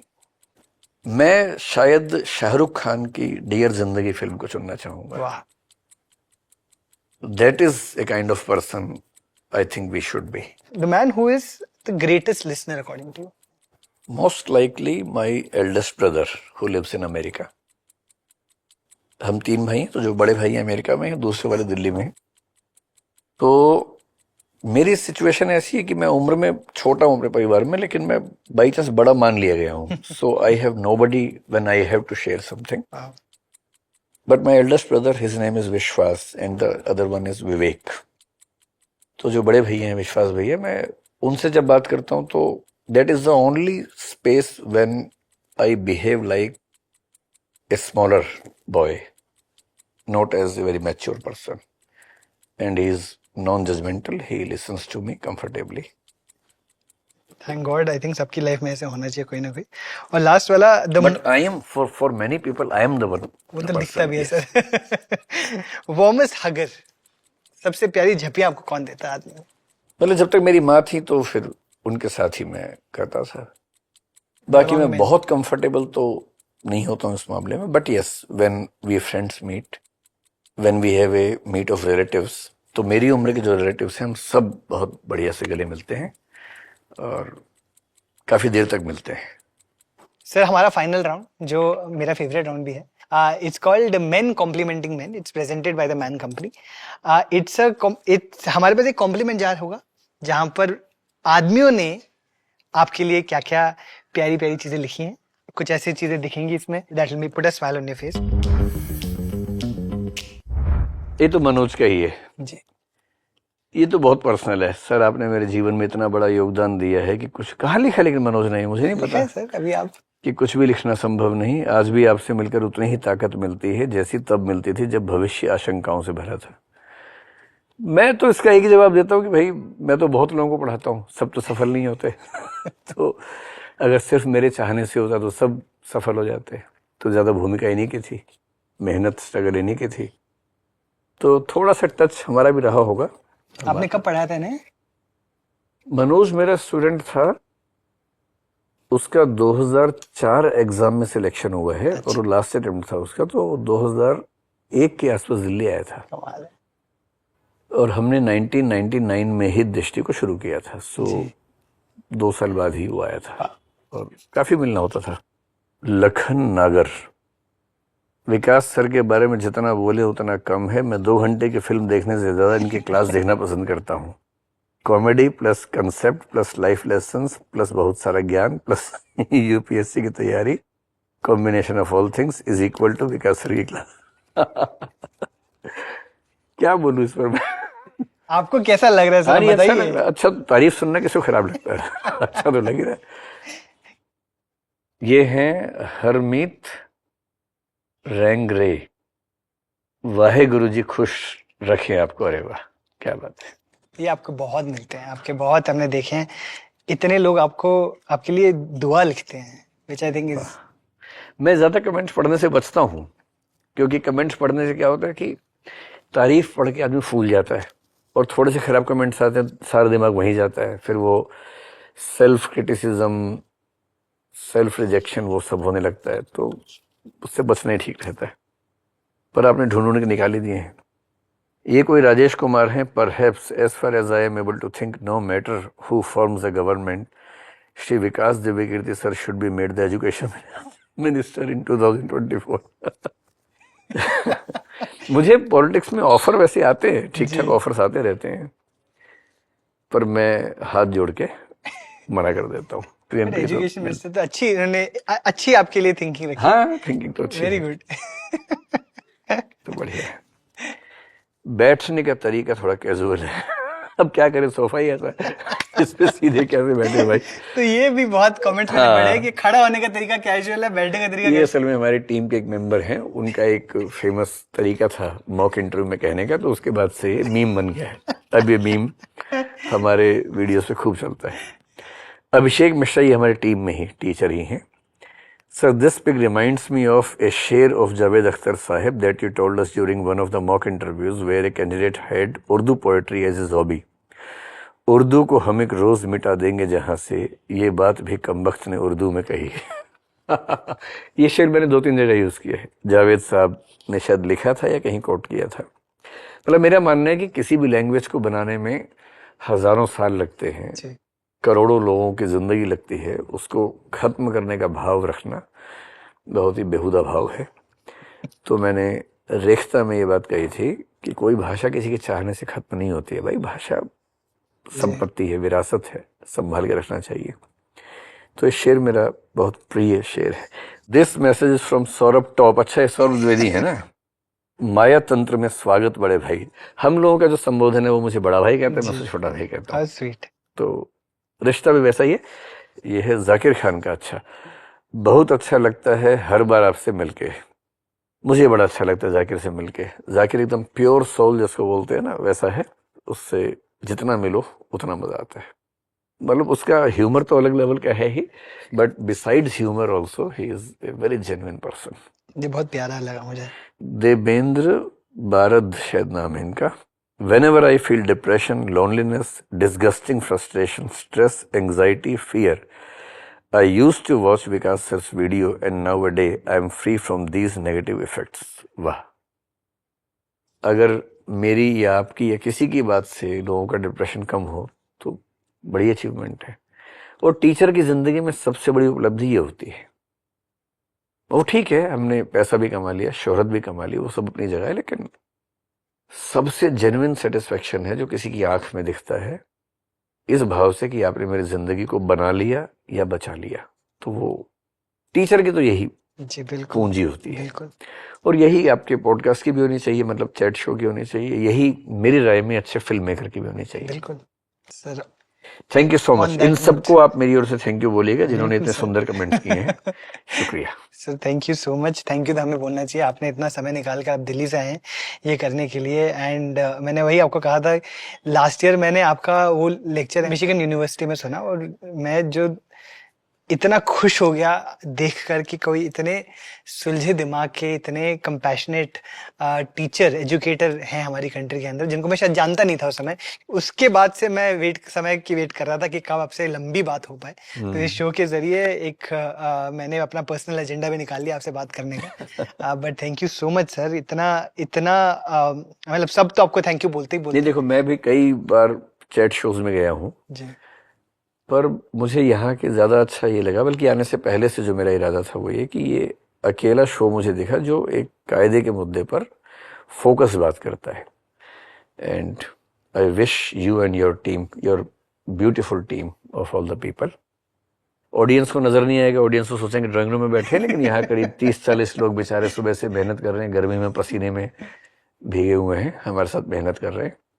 So I wish you and your team to do great things, not only success but doing meaningful work, meaningful content, so that हजारों लाखों लोग आपके कंटेंट से उन स्टीरियोटाइप से बाहर निकल जाएं जिन्होंने उनकी जिंदगी को खराब कर रखा है।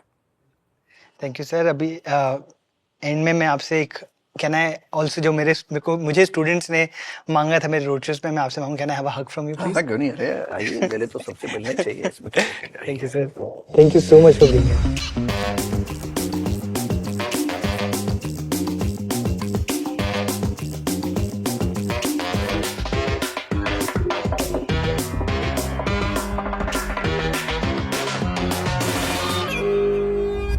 बी ए मैन यार।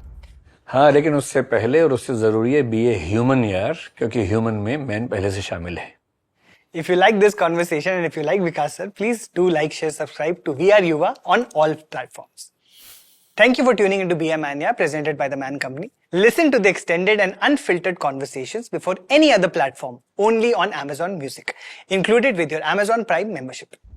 दिल्ली की किसी बस में या मेरे ख्याल से मेट्रो में भीड़ वाला डब्बा हो, पुरुष बहुत सारे, उसमें कोई लड़की घुस जाए, तो मुझे नहीं पता कि वो अगले 2-3 स्टेशन बाद जब निकलेगी तो कितनी जगह उसको छुआ गया होगा और गंदे तरीके से छुआ गया होगा। तो एम्पैथी ही इसका ट्रीटमेंट है कि दुनिया को दूसरों की निगाह से भी देख लो भाई। एक लड़की ने आपको बोल दिया कि तुम थोड़ा दूर खड़े हो जाओ, आप ये नहीं समझ रहे कि कितनी बार झेलने के बाद उसने बात बोली होगी, कितना मजबूर होने के बाद कहा होगा। मुझे लगता है सेक्सिस्ट मतलब जो बहुत सेक्स कर रहा है। तो मैंने उसको बोला अभी तू इतने सारे लड़के क्या लेके आ रहे, हिम्मत है तो अकेले आके लड़। उसने अकेले आके पीट दिया। तो I used to send message like Burj Khalifa and she used to reply like Dharavi slums, कैसे छोटे छोटे। एक तो मेरे को समझ नहीं आता क्यों बोलते कि लड़के गॉसिप नहीं करते, एक्सपीरियंस ज्यादा गॉसिप करते हैं।